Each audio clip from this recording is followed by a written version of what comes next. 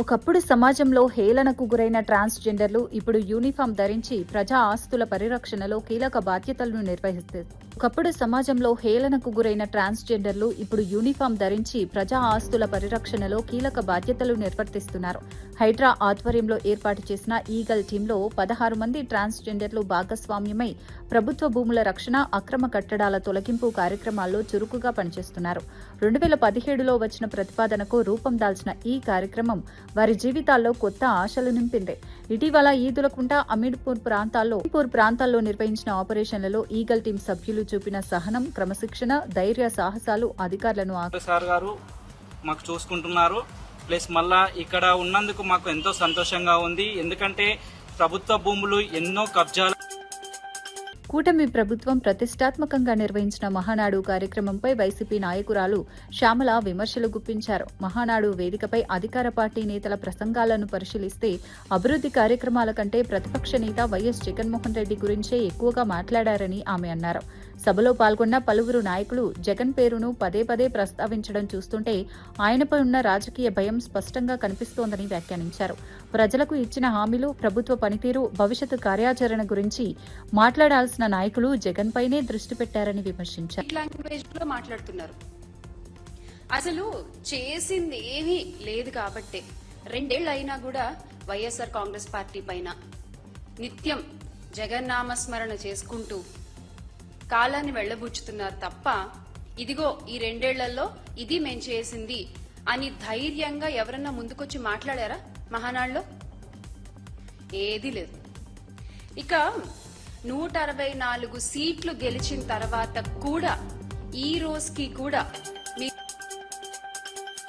ఆంధ్రప్రదేశ్ రాష్ట్ర యువత భవిష్యత్తును దెబ్బతీసిన ఘోరమైన చరిత్ర వైఎస్ జగన్ కుటుంబానిదేనని టీడీపీ నేత భూమిరెడ్డి రామ్గోపాల్ రెడ్డి తీవ్ర విమర్శలు చేశారు.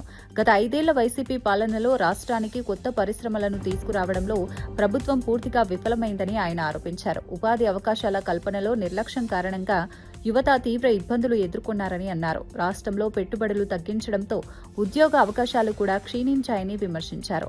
ఎన్నికల సమయంలో నిరుద్యోగ యువతకు అనేక హామీలు ఇచ్చిన జగన్ ప్రభుత్వం వాటిని అమలు చేయడంలో విఫలమైందని తెలిపారు. కోట్లు సంపాదించాలి, అధికారాన్ని అనుభవించాలి, విధ్వంసం చేయాలనే ఆలోచనతో దిగిపోయిన మొదటి రోజు నుంచే మళ్ళీ ఆయన ఈ రాష్ట్రంలో అనిశ్చిత రాష్ట్రంలో వెలుగు చూసిన భారీ లిక్కర్ స్కామ్పై టీడీపీ అధికార ప్రతినిధి కొమ్మారెడ్డి పట్టాభిరామ్ తీవ్ర ఆరోపణలు చేశారు. ఈ కుంభకోణంలో వేళ్లన్నీ తాడేపల్లి ప్యాలెస్ పెత్తందారుల వైపే చూపిస్తున్నాయని ఆయన వ్యాఖ్యానించారు.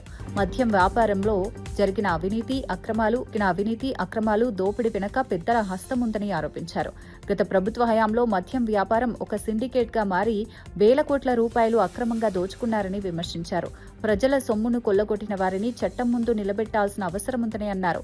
ఈ వ్యవహారంపై సమగ్రంగా దర్యాప్తు జరిపి వాస్తవాలను వెలుగులోకి తీసుకురావాలని డిమాండ్ చేశారు. అఫీషియల్ పాంప్లెట్ వారి యొక్క అవినీతి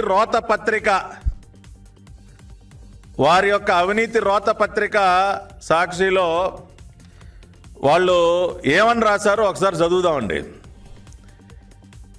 ఈరోజు వాళ్ళ అవినీతి రోత పత్రికలో రాసినటువంటిది చదువుతా ఉన్నా. కేఎన్ఆర్ పై నిరాధారణ ఆరోపణలతో దుష్ప్రచారం. వైఎస్ఆర్సీపీపై దుష్ప్రచారం కోసం ఆ party political assistant PA K Nageswara Reddy కేఎన్ఆర్ని ప్రభుత్వం వేధిస్తోంది. కేఎన్ఆర్కు సూర్యాపేట జిల్లా కోదాడ మున్సిపల్ కార్యాలయం ఎదుట సిఐటియు ఆధ్వర్యంలో మున్సిపల్ కార్మికులు ఉధృత నిరసన చేపట్టారు. గత 2 నెలలుగా జీతాలు అందక తీవ్ర ఆర్థిక ఇబ్బందులు ఎదుర్కొంటున్నామని కార్మికులు ఆవేదన వ్యక్తం చేశారు. నిరసనలో భాగంగా కార్యాలయం ముందే అందరూ కలిసి టిఫిన్ చేస్తూ తమ సమస్యలను వినూత్నంగా అధికారుల దృష్టికి తీసుకెళ్లారు. కుటుంబ పోషణ కష్టంగా మారిందని, జీతాలు లేక అప్పుల పాలవుతున్నామని తెలిపారు. కార్మికులకు కనీస సౌకర్యాలు కూడా కల్పించడం లేదని ఆరోపించారు.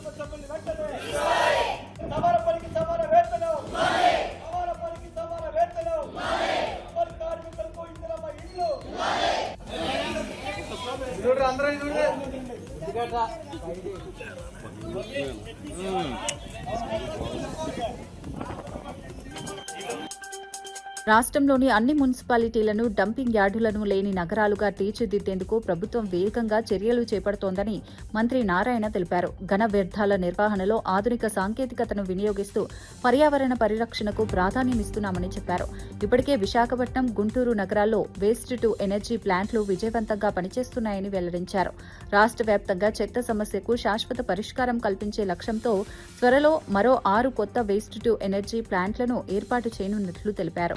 ఈ 107 ప్లాంట్లు పూర్తయితే 5,350 టన్నులు ప్రాసెస్ అయ్యి ఏ రోజు కారో చెత్త బయటకు వెళ్ళిపోతుంది.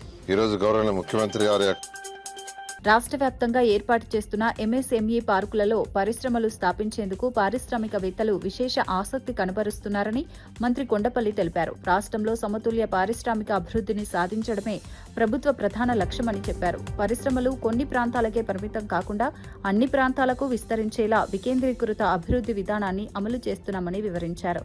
ఈ క్రమంలో రాష్ట్రంలోని ప్రతి నియోజకవర్గంలో ఎంఎస్ఎంఈ పార్కులను ఏర్పాటు చేసే దిశగా ప్రభుత్వం చర్యలు చేపట్టిందన్నారు.